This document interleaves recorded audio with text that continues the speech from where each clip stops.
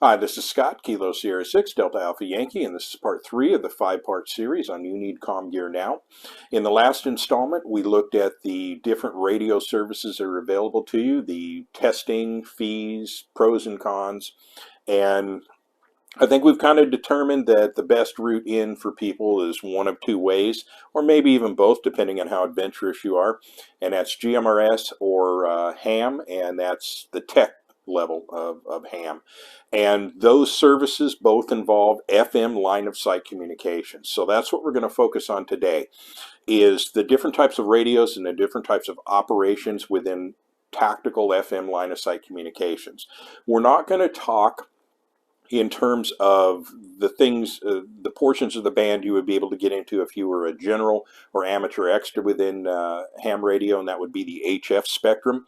That's a totally different animal. It involves skill levels that take a little bit of time to develop, and that's what we're talking about, bouncing a signal off the ionosphere and getting kind of hemispheric communications, or the near vertical incident skywave, where you can set up basically a tactical net in a 400-mile circumference around you. That's valuable stuff. It does fit into the equation, but it's not something you're going to jump into at the entry level. Just in terms of the equipment alone, we're talking a difference between several $100s or several $1,000s. And we're also talking about equipment that's generally not all that mobile. And if it is, and there are some what are called QRP rigs that are mobile and can be used in a tactical sense, they're not nearly going to be as versatile in terms of individual and group communications as FM line of sight communication would be. So we're going to stick to that. And within that, we're going to be talking about basically two types of radios, and there's going to be some overlap, but we're going to talk about different ways in which those radios can be applied, because it's not going to be just about one radio, and I'll make some sense out of that as things go by. But there are some terms that we're going to need to define. And first off, let's talk about that term FM line of sight communications. Within FM, we're talking VHF and UHF, and those are called bands, and bands are basically a collection of frequencies, and those frequencies are defined by wavelengths, and those wavelengths are expressed in metric terms. For instance, 2 meters, 1.25 meter, 70 centimeters. So those are terms you're going to hear a lot when we're talking about the actual radios themselves, so I want to get those out of the way so you have some kind of understanding of what that is. So the first thing is FM line of sight communications. And also in terms of the operations too. With FM line of sight communications, you're going to communicate in two ways. That's simplex operations or repeater operations. What simplex operations are is that's a communication from one radio directly to another radio, and that's done via line of sight. Now, repeater operations is radio to repeater, which is generally up on a mountaintop or some kind of tall building, and that repeater then redistributes the signal out to a larger area at a higher output wattage, so it extends the range of the radio. So that would go radio to radio or radios. Now, in terms of the line of sight, it really does mean just that. This antenna needs to be able to see the other antenna on the radio you intend to communicate with, or be able to see the repeater. Now, we may be talking many miles away, and it's not the kind of sight you may not be able to actually visually see, but what it means is you want as few obstructions between your antenna and that antenna in order for the signal to travel in a direct line to that. So we're not bouncing it off of an ionosphere, although with a repeater we're going to hit a repeater and that's going to send it out. It's still not a bounce. You're shooting that thing like a gun. Now the gun, of course, goes 360 degrees, maybe more like a grenade actually, but the idea is if anything gets between those two antennas, so if you have either a terrain feature, for instance, there's a big mountain between those two antennas, and I'll try to put these down. So you got one antenna here, and there's a big giant mountain. That signal is not going to reach to the other side. That's where a repeater would come into play. You'd put a repeater at the top of that mountain, and you'd hit that repeater and it would fire that signal back down on the other side. That's one use of a repeater. But you also have other features, such as in an urban area, you have buildings, and in that you're not any taller than that building, those buildings are going to get in the way. So oftentimes and this kind of relates to one of the first questions that's usually asked when you show somebody something, for instance, like an HT, which, as we mentioned, HT stands for handheld transceiver. So you show somebody one of these radios, one of the first questions they're going to ask almost every time is, well, how far will it reach? How far will it go? I'm not going to use that other term for expressing it. I'm just going to say the word, how far will it reach? And that depends. And that's not a flippant answer. It's not meant to blow somebody off. It is very subjective. If you had a perfect set of circumstances where you were in a desert basin and the terrain was flat as a billiard table, and there was a repeater site on a mountain like 4,000 feet up, and you literally with a telescope could see from your position, you could see to that antenna. And the only thing between your antenna and that antenna is just atmosphere. You could be talking 35, 40 miles, maybe even more. I've actually been able to hit a repeater with a 5-watt handheld. Now, it was attached to a mag mount antenna on top of my car, but it's as I was going up the Grapevine, that's the Tejon Pass going from central or northern California into southern California. As I was starting to make the ascent, I was maybe, in terms of elevation, at 400 or 500 feet. So across the San Joaquin Valley, there was nothing but atmosphere. And I made a repeater contact from that location to my home repeater, which is at Park Ridge, at 7,516 feet in the Sequoia National Park. And I made that hit, and that hit was 87 miles. And I did it on 5 watts. So depending on the circumstances, you can get quite a long ways. But talking simplex radio to radio, if I'm in downtown, just in our little town of Visalia here, my range is only a few blocks. So we're talking less than a mile in most cases. Out in the country, I can extend that out a little bit, but we've got a lot of trees here. There's a lot of agriculture. So it would depend. And that's where using your radio, you learn how to extend your signal. For instance, you're trying to get a hold of somebody simplex. You know that, hey, if I get to higher ground, if I change my angle a little bit, I may be able to shoot this signal. That's part of knowing and learning the capabilities of your radio, which is why it's so important to get licensed and use your radios now rather than learn to use them on the job when things have gone bad. So that's line of sight communication. So we're talking direct line. The next thing that I mentioned, I've already mentioned it a couple times, is different bands. Within the FM band, you have VHF and UHF, and that's very high frequency and ultra high frequency. And all that is, that's just an expression. Within the bands, it's an expression of a group of frequencies. For instance, when we're talking ham VHF for 2 meter, and this is where we get into that metric expression. The 2 meter band is 144 to 148 megahertz. The 1.25 meter band is 222 to 225 megahertz. And there's also 6 millimeter or 6 meter and 4 meter. I'm not going to talk about that because it's not terribly practical here.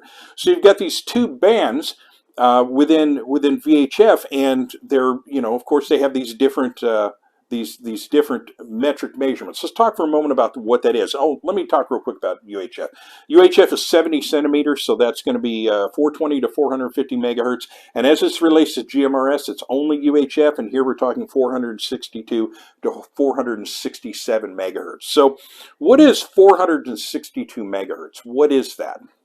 Well, that is basically descriptive of the size of the radio wave. And a better way to approach that, and trust me, it goes way deeper than this. I don't want to bog you down with too much radio tech knowledge. There's some stuff that's nice to know. There's some stuff that you must know. This is one of those things that's kind of, you need to know it, but you don't need in-depth knowledge at this point. You will later, though.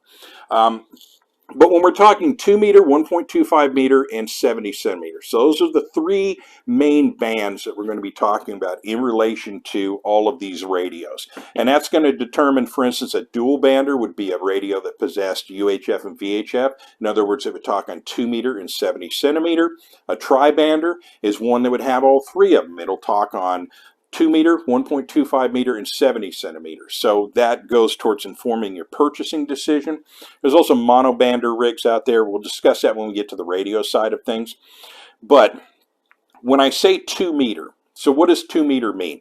Basically, it's the length of the radio wave. So if you had a full-size antenna for the 2-meter band, that antenna would be 2 meters long. Now, generally they're not. They're either half wave, 5/8 wave, or quarter wave, which is fractional from that. The antenna is resonant at certain lengths to a point of diminishing return, but you don't need to know much more than that. We're basically talking about just the size of the wave. So 1.25 meter, the radio wave itself, the full size of the wave would be 1.25 meter, and then 70 centimeter would be 70 centimeter. So within that, you'll also notice, and I mentioned this before, the higher the frequency gets, the shorter the antenna gets. That's kind of nice to know for later, but and also it does come into considerations on gear that you're going to buy later in terms of antennas, purchasing the proper antenna for the radio that you have, and on it goes. So that's just kind of a real brief explanation of some terms. So we've got line of sight communication. We've talked about the bands a little bit. We've talked about the frequencies within those bands. One thing I want to point out is a real quick side note here, though. When we're talking the two different services, as I mentioned before, GMRS is locked into only being able to transmit within a very narrow spectrum of UHF. So we're talking 462 to 467 megahertz. This is a GMRS only radio. That is all it will do, just 462 to 467. This radio, as you receive it from the factory, will only do 144 to 148 megahertz and will only do 420 to 450 megahertz. So that's not 462 to 467. But if you do a thing called a Mars cap modification or expanded transmit modification, this radio will then transmit in this range, 136 to 174 megahertz, which is well on either side of that allocated ham band, and it'll also do 400 to 520 megahertz. So that falls within that GMRS category. This is why, and this is one of those things, I'm not advocating for unlawful or out of spec communications with your radios, but I will tell you this. I encounter very few people that are in the GMRS world that are actually using GMRS radios. They're using ham radios that have expanded transmit capability. Now, why would they do that? Well, because it allows you to do a lot of other things. If you're somebody who's also a ham radio, or if your license is GMRS and ham, you can do everything with just one radio. So it's something that we'll be talking about more when we talk about radios. Do you buy a GMRS specific radio, or do you buy a radio that'll do ham and GMRS and then just kind of go, well, you know, hey, I'm operating legally, I'm not that far out of bounds. That's a discussion, or rather a decision, you're going to have to make all on your own. As I mentioned, I only use GMRS type specific radios, and when you hear about radio types, you hear things like, or part types rather, you'll hear part 95 or 97 echo, and on it goes. We'll delve more into that on the radio side of things. But before I get too far off track, now we've got a few terms out of the way. Let me talk about the different types of radios that you're going to be using and what you can potentially expect from that. Now, there are two types of radios that you're going to be dealing with. The first is going to be the HT, the handheld transceiver, which, as I mentioned before in the last video, one of the attractions to this is a self-contained, completely autonomous, not autonomous, that's not the correct word here. It's a fully self-contained package. The radio itself, it incorporates the antenna, the power supply in the form of the battery, all the circuitry inside, everything is self-contained. So you take this battery, you charge it up, you program it up, you get it ready to go, you turn it on, and that's all you need to do. It doesn't need to be attached to anything, nothing needs to be plugged in, it will function. And you can carry it with you and take it with you anywhere you go. Now, it's an important radio very specifically for that. And I'm going to draw an analogy here for you. And this is an analogy that relates to firearms. When it comes to handguns, okay, we carry handguns not because it's the most effective tool for the job. I don't know too many people that are tactically proficient that would make the statement that given the choice, if they knew a gunfight was coming, they would enter into that gunfight with only a handgun. I know of no one. Short of some extremely extenuating circumstances, that would be a nutso idea. The reason we carry handguns is they're light, unobtrusive, easy to carry, they're out of the way, but they're readily accessible should danger come upon you suddenly and unexpectedly. Kind of like the handheld radio. Okay, the handheld radio is always with you, always available. Is it the most effective radio to do communications with? No, but it is the best radio. It's the one radio that's going to always be with you. That's why so many people are so obsessed with these damn things. Same for me. The handgun, its purpose is to get you to something more effective. So if I knew a gunfight was coming, okay, and this is how I answer that question pretty much every single time. If you told me someone's coming to try to kill you and they're going to do it at 10 o'clock tonight, I'm going to have this and a metric shit ton of magazines available to me, and I will be ready when they get there. This is my be-all, end-all world domination weapon right here. Oh, it's a 7.62 NATO M1A. Good stuff. I've never encountered anyone in my entire life that has pointed to a bullet scar in their torso and said, yeah, 7.62 NATO. Nope, it doesn't happen all that often. So, HTs are kind of like that. They're sort of the handgun of radios. Now, as a result, they tend to be a little more difficult to work with. They're a specialist kind of tool. You can stretch them well beyond what they're primarily capable of. You can attach these to mag-mount antennas, external power supplies. You can put these in a thing called a roll-up J-pole on the thing. Get the antenna 100 feet up into a tree. You'd be amazed how far you can stretch the capabilities of this radio. But if you absolutely, positively got to make that contact, you're going to want to step up to what's going to be your intermediate rifle of radios, and that's going to be your mobile unit. The difference between these two radios is fairly significant, okay? In this case, this is a 5-watt handheld radio with a compromised antenna. Like I was telling you about those waves, how you cut things down. This is well less than a quarter wave antenna right here. And it's barely making the trip. It's good for short-range tactical communications. You can stretch its capabilities by using it to hit a repeater, and on it goes.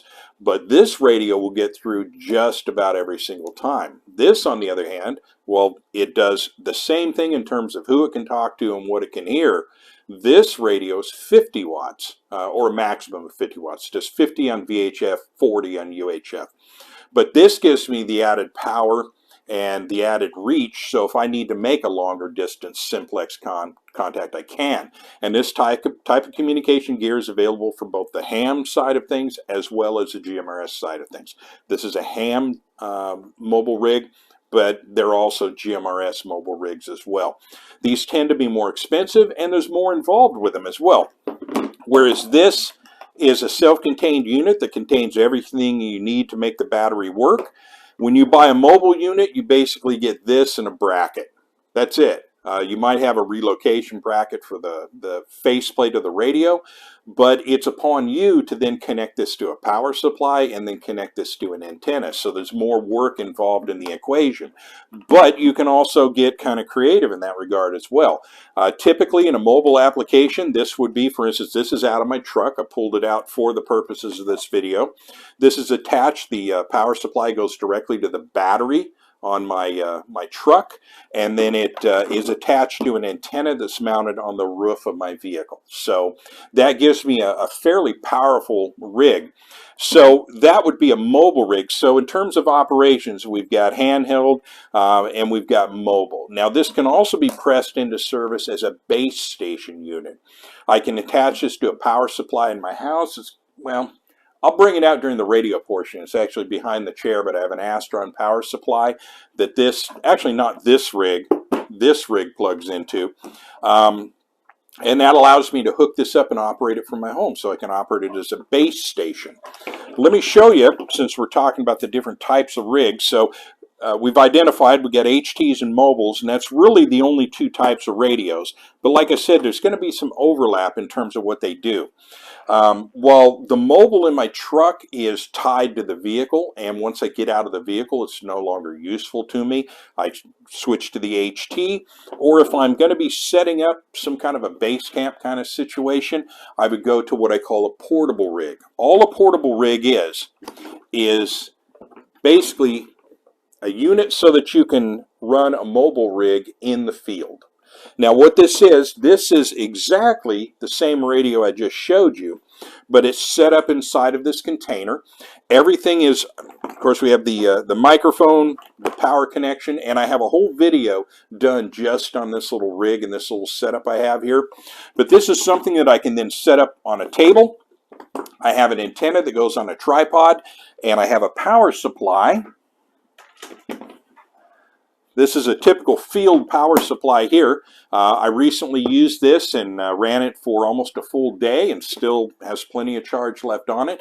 But it has the battery, everything I need to run this rig in the field and extend that range and extend that reach. Now, let me get that off the floor real quick. What do you need first? And this is the question. So we've kind of identified the different types of radios that you're going to be looking at. When we get to the radio side of things, I'll be talking to you about how to select a radio. But typically, what probably most of you are going to do is you're going to start off with an HT. But what I am telling you is the HT is not the only answer. Just like the handgun is not the only answer for self-defense, the HT is not the only answer for your communication needs. Now, looking at my channel, you could draw a completely different inference because all I talk about is HTs. Just like some gun channels specialize in just handguns and some gun channels specialize in rifles and some in shotguns, I tend to specialize in the handhelds because I happen to own a lot of them. You can see the antenna farm behind my head.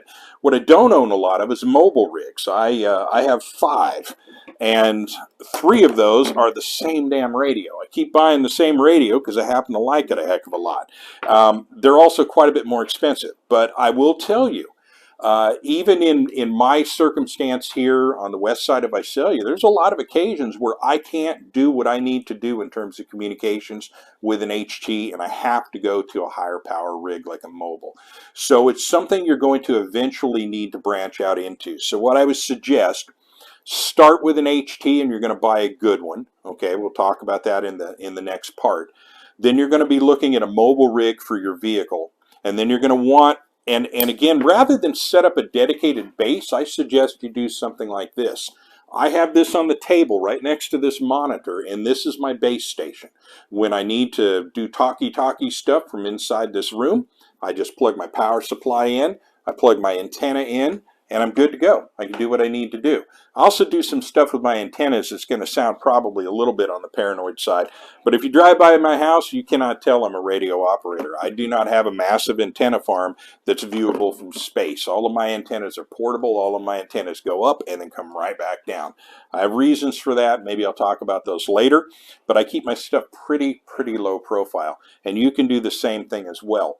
But I guess my point in all of this is just understand that just like with firearms, there's different types of tools for the job.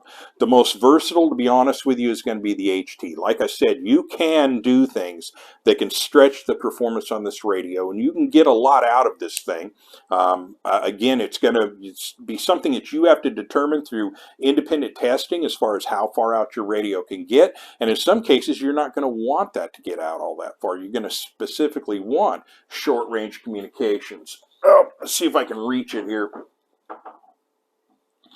In fact, I have some radios set up, such as this one right here, and I have a video that I did on this. This thing is specifically designed not to reach very far. Even at high power, this thing only goes a couple of blocks because I've got this little stubby antenna on here. But this is basically my concealed carry radio. And again, there's a video available on my site where I have that. So I have a lot of specialized radio equipment as well. But generically and generally, HT is where you're going to start. You're going to get a good HT. You're going to branch out to a mobile, and then eventually look at perhaps a portable that can be pressed into service as a base station at home, and is something that you can set up as a field base station out there in the world. So with that, I think I'll kind of bring it to a close. That's really basically the intent I wanted to give, is just get a couple of things out of the way so we had an understanding what we're talking about. And the next video that's going to follow this very shortly, we're going to talk about how to select a radio and what to look for in a radio. And then we're going to talk about some accessories in the 5th video, and what accessories are useful, what accessories are not useful. That's almost as important to know. And then, like I said, that'll wrap this up, and then you can jump in with the rest of the content here, there, everywhere, and start learning this stuff as you go along. So with that, I think I'll bring it to a close. Thank you for watching. This is Scott, Kilo Sierra 6, Delta Alpha Yankee in Southwest Visalia, California. Have a wonderful day.